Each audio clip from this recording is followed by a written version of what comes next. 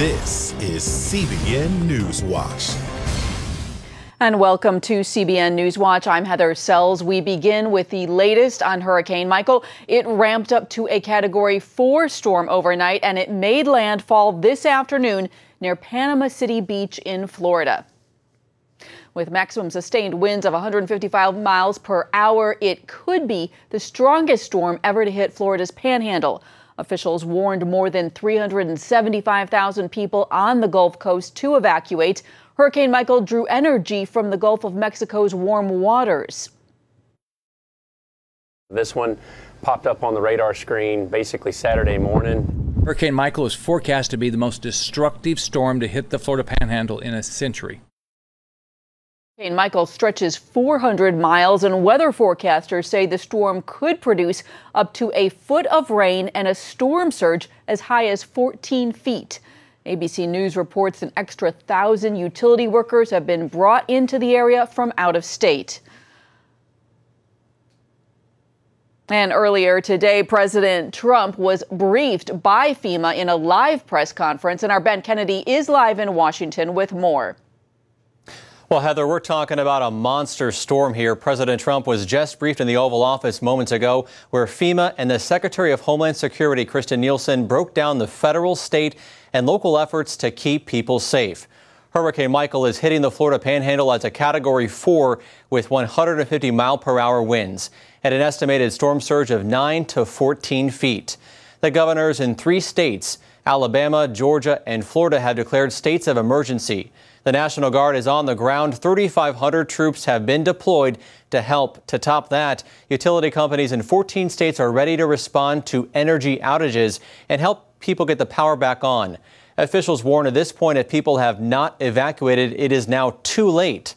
President Trump had this message for those bracing for the worst. Take a listen.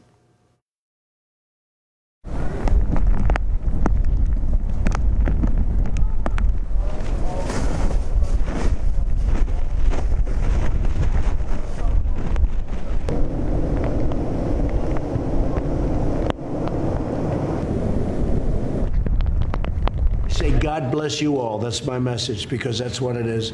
The storm is there. I mean, that storm is there. It's sort of too late to do anything about it now from the standpoint of moving. Tell us about that. If somebody said they're watching us now and they want to leave, it's... The window to evacuate has come to a close. And President Trump said he may visit the area after the storm passes, but it won't be until Sunday or possibly on Monday, as he does not want to do anything to disrupt recovery efforts. Heather? All right, Ben, thank you so much. And with us now by Skype is Weather Bell Chief Forecaster Joe Bastardi. And we are just waiting for Joe, but he should be here any minute with us to talk about what is going on, as we know that the storm has just made landfall this afternoon. And we are waiting just a minute for Joe. Stay tuned. We are going to give you all the coverage of Hurricane Michael and what is going on. And I'm also going to be wanting to ask Joe about the evacuations, because we know from what FEMA has been saying earlier today that a lot of people were not able to evacuate to the level that FEMA was looking for. And so there is concern that there are a lot of people who are out there who are in their homes, and that search and rescue teams will need to be sent out as soon as the eye of the storm has passed to rescue those people. Which is bearing down on the Florida Panhandle. We've moved over to Navarre Beach, where you can see the rain and the wind whipping around. We are pre-staging to respond to the after effects of this hurricane. We have ministry partners across the Florida Panhandle that we've been staying in contact with, so we can be ready to provide the support the communities will need once this hurricane passes through. Hurricane Michael is a Cat 4 storm with sustained winds up to 145 miles an hour, and it's coming fast. Operation Blessing will bring its disaster relief team and resources and equipment down to help these communities with mobile feeding, hot meals, volunteer management, and the equipment needed for people to respond and recover. If you want to learn more about our volunteer efforts, keep in touch with us at our website at ob.org. We appreciate your prayers, and we appreciate prayers for the Florida Panhandle communities.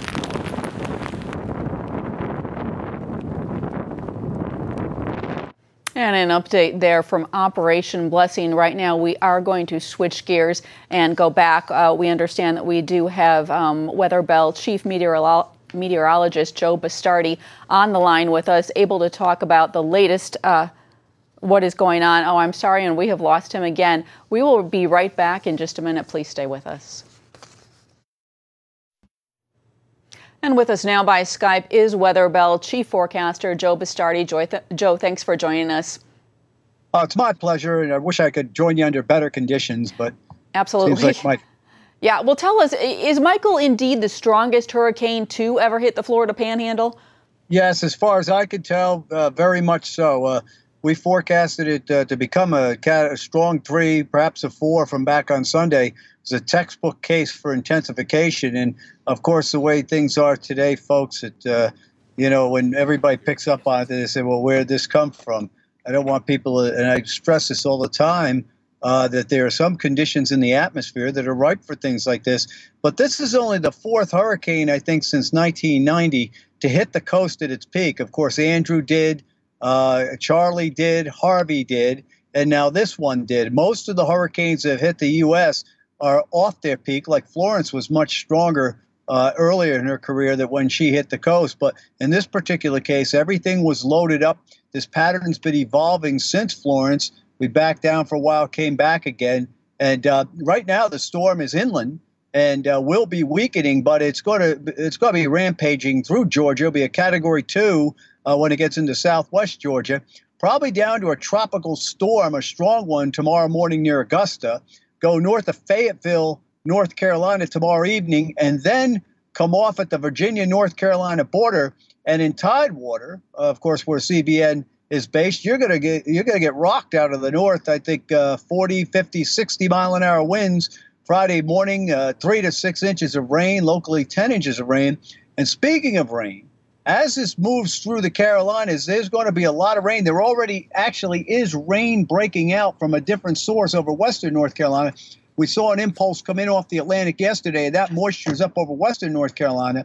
But this is going to aggravate the problems with Florence, and we've been on getting people ready for a couple of days for this, and I see no change in the overall idea here. The positive news is I believe this will be the last impact storm on the United States this particular season.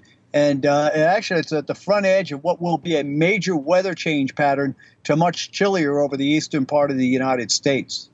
Joe, when you look at all the different factors right now, talking about rain, storm surge, wind, what are you most concerned about?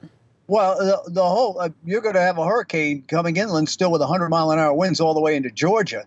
For one, the storm surge is occurring now and will back down. Once a storm gets inland, although that northeast bite of Florida will continue to suffer because the southwest wind, even with the storm over Georgia, is going to be coming through there. And there's going to be a lot of severe weather, tornadic activity on the east side of this, which will encompass eastern Georgia, eastern South Carolina into North Carolina. So this has still got plenty of punch with it all the way through till it gets offshore and leaves the playing field once we get to Friday. Well, really a lot of concern and a lot of surprise because just a day or so ago it was a Category 2. Joe Bastardi of Weather. Actually, may I be clear on that? Yeah. I have to be clear on this, okay? This is no surprise. If I hate talking like that because my father always told me, you got to tell somebody you said something, you must not have said it loud enough. But from Sunday, in fact, there's an article on the Patriot Post that I gave to our clients. And then I put it on publicly so people could see it. We wrote that on Sunday, calling for this to be a major hurricane. And at that time, it was a 45-mile-an-hour tropical storm. Folks, there's nothing mystical or magical about these storms that intensify rapidly. If they get the correct conditions, and this one did, this is what's going to happen. Now, did it go a little bit further, almost to a Category 5 rather than 4? Yes, it did. But on the other hand, if folks from this weekend and even last week, I was in San Diego Monday, believe it or not, a Monday a week ago, speaking to a lot of insurance people saying there's going to be a big hurricane up into the Gulf of Mexico. These patterns can show themselves before. The exact details, you're right, those are very, very tough to ascertain. We certainly hope a lot of people evacuated. Joe Bastardi of Weather Bell, thank you. Thank you for having me. God bless you. Thank you. Well, President Trump is going after Medicare. Today, he penned an op-ed in USA Today where he called Medicare for all a doorway to a socialist America. Trump writes, Bernie, the plan would establish a government-run single-payer healthcare system that would cost $32.6 trillion in its first 10 years. He said it also will eliminate all private and employee-based health care plans. And finally, he says the Democrats' ultimate goal is to bring open borders of socialism to America. And joining us now to talk more about the president's op-ed is CBN reporter Dale Hurd. Dale, I don't recall ever seeing a president pen an op-ed like this. This is a pretty unusual move. Yeah. But, you know, he's right. I mean, the dream of a lot of liberals would be for the United States to join the European Union. And two of the big things in Europe is this post-national state with open borders and nationalized health care. Is Trump right? Yeah, it would cost a lot of money and it wouldn't be good health care. Look, we have government-run hospitals. They're VA hospitals. Need I say more? Right. Well, why do you think now at this point in time he is penning this op-ed, putting this out?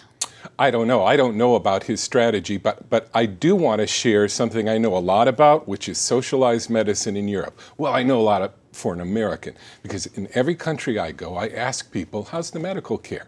And usually what I hear is, if you have a life-threatening condition, you usually get seen right away. But if you don't, prepare to wait a year or more. Okay? So I'll never forget talking to a naval officer and saying about socialized medicine, and I said, well, we do need some things run by the government, like the military, and he said, oh, I don't know about that.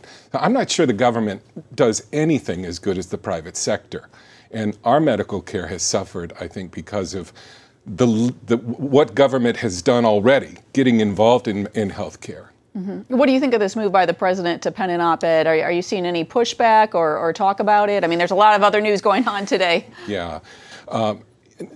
Again, I don't know what his strategy is, what his purpose is. I can only talk from my experience, which is if we want to continue to have the best health care in the world, and our health care is slipping because government's getting more involved, the private sector is usually the answer for most struggling sectors. Well, I will be interested to see more of the fallout from this. Dale Hurd, thanks for your time. Okay, thank you. Well, Kim Jong-un is ready to allow international inspectors to observe the dismantling of a key nuclear testing site. That is the word after Secretary of State Mike Pompeo's fourth visit to North Korea. But even Pompeo admits that ridding Pyongyang of its nuclear weapons will be a long, slow process. CBN's national security correspondent Eric Rosales reports.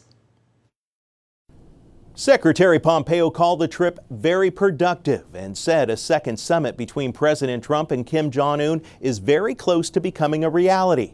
Still, major questions remain, including, is North Korea serious about change, or is it all just a stalling tactic? The meeting between Pompeo and Kim lasted about 2 hours. Afterward, the Secretary of State tweeted, "Had a good trip to Pyongyang to meet with Chairman Kim," and added the leaders continue to make progress on agreements made at Singapore's summit. That was followed by President Trump's positive note, "Progress made on Singapore summit agreements. I look forward to seeing Chairman Kim again in the near future." But other parts of Asia still have concerns. Prior to the visit, Pompeo assured Japan's foreign minister that his country's interests would also be addressed. As I travel to Pyongyang to make sure that we're fully in sync with respect to missile programs, the CBW program, we will bring up the issue of the abductees as well. State Department officials said over the weekend the Secretary and Kim agreed to instruct their teams to meet soon, and that Kim invited inspectors to visit the Pyongyang nuclear test site to confirm it had been dismantled. D.C. experts in foreign relations say with 90% of North Korea's exports going through China, Beijing is the one who's really calling the shots. China will soon face new investment restrictions and new taxes on billions of Chinese imports. So the pressure is on. China is not going to back to maximum pressure anymore. In fact, they're going to use it as a chip, a bargaining chip in this whole process. So if President Trump is going to strike a deal on North Korea, this is when he's going to get the best terms. Anytime after that, it's going to get a lot harder. On the CBN News program, The Global Lane, Harry Kazianis with the Center for the National Interest told Gary Lane how China can circumvent U.S. economic sanctions against Kim. Almost all of the oil that goes into North Korea comes from one pipeline, comes from China, and that's 90% of North Korea's oil. All that China has to do is open up the taps and maximum pressure is toast. Just last week, Vice President Mike Pence signaled a Cold War with China, accusing the Chinese government of orchestrating an aggressive military, economic, and political campaign to gain more influence here in the United States. So experts say it's still a long road ahead to get nuclear weapons off the Korean Peninsula. Eric Rosales, CBN News, Washington. And still ahead, spreading the gospel with world leaders will introduce you to the man leading a ministry at the United Nations. One pastor is taking God's word to the world right at the United Nations. Jim Garlow is stepping down from San Diego's Skyline Church to lead a ministry to the UN and in Washington, D.C. David Brody spoke with him about this new adventure. At the United Nations, we will have the weekly worship services for those who want to attend, who are part of the United Nations. We've just had a few. And then we're launching what's called the Hammarskjöld Society. Dag Hammarskjöld, famous name up there, former Secretary General, who was a Christian. And so the Hammarskjöld Society is an attempt to bring transcendent truths, biblical truths, eternal truths to contemporary governance. And that's designed for the diplomatic corps, for ambassadors. And we're very pleased that Ambassador Nikki Haley met with us, and she's embraced what we're doing. She is so kind and gracious and really endorsing what we're attempting to do. And we're very grateful for that. It's enormous. We have such high regard and respect for her as does the whole nation. And down in D.C., we work with Pastor Rick Scarborough, part of our team there, and we have Bible studies on the Hill for members of Congress. And that's not so unique because there are a number of those going on, but also launching Bible studies in the various departments and agencies. And so when you think of, say, Department of Agriculture, Department of Interior, HHS, HUD, the State Department, etc., we're targeting those areas to just bring together people who desire to have biblical truth taught, and that's biblical principles of governance, God's view of governance.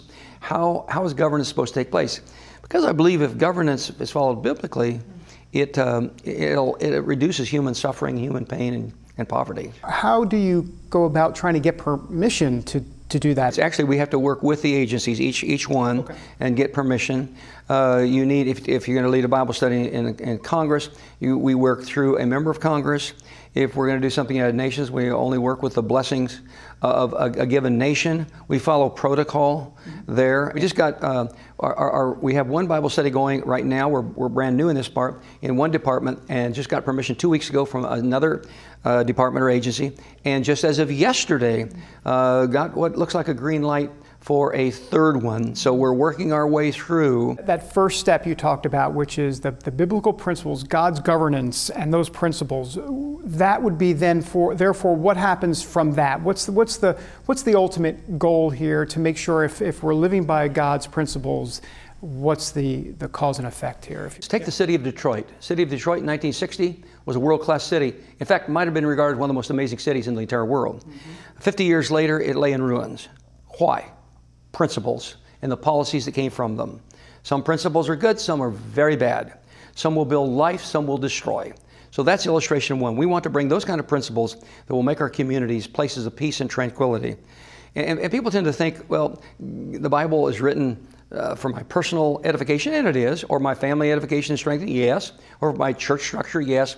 But God's also the God of government. He invented government. He loves nations. He established nations. He established the borders of nations. And so consequently, He has a lot to say about the government. And God is the God of government. Good words there from Pastor Jim Barlow, and we'll be back in just a moment. Israeli archaeologists have uncovered a unique link between the Jerusalem of 2,000 years ago and today. It comes in the form of the oldest inscription ever found of the modern Hebrew spelling and pronunciation of Jerusalem. CBN Middle East correspondent Julie Stahl brings us that story. Archaeologists uncovered this pillar during an excavation near the entrance to present-day Jerusalem last winter. The column is here in the Israel Museum's Second Temple Gallery. It's the newest treasure in the exhibit from the time of Jesus. The inscription reads, Hananiah bar Dudalos mi Yerushalayim. Hananiah, the son of Dudalos, from Jerusalem. Jerusalem, surprisingly for us, is inscribed the same way we write it today and the same way we pronounce it today, Yerushalayim. And it's the first time we have an inscription of this sort from 2,000 years ago, from the times of the Second Temple period. Senior curator Dodi Mevorach says the name Yerushalayim exists on coins from the Great Jewish Revolt against the Romans in 70 A.D. Those coins had a political agenda, while this inscription does not. Here, there is no agenda. It's just an artisan from a potter's village stating his name, his father's name, and stating that he is not from the village, but originally he comes from the big city, from Yerushalayim, Jerusalem. This site was a pottery workshop that started to develop at the end of the 2nd century before Christ and continued to the 2nd century after Christ. During the excavations, workers exposed the foundations of a Roman structure. One of the supports was the pillar the Romans had reused. It bore an Aramaic inscription in Hebrew letters typical of the time of Herod the Great. I saw the column with the inscription. It wasn't clean, but I could recognize some letters, and I saw that it's in Hebrew. Archaeologist Danit Levy of the Israel Antiquities Authority oversaw the excavation. I was really excited. My heart went so fast, and I think all the people that was around me could hear it. The site is about 4.5 miles from the old city, which would have been Jerusalem at that time. So we now know, in a very simple manner, that Yerushalayim, Jerusalem, was called Shalem, Yerushalem, and Yerushalayim at the same time, which we didn't know before. It's just another piece of a mosaic of how we portray the past. Julie Stahl, CBN News, Yerushalayim, Jerusalem. And you can find more of our exclusive coverage of the issues that you care about most at cbnnews.com. And please tell us what you think about the stories that you've seen here. You can do that by emailing newswatch@cbn.com, or you can talk to us on Facebook, Twitter, and Instagram. And we hope you'll join us next time. Have a great day.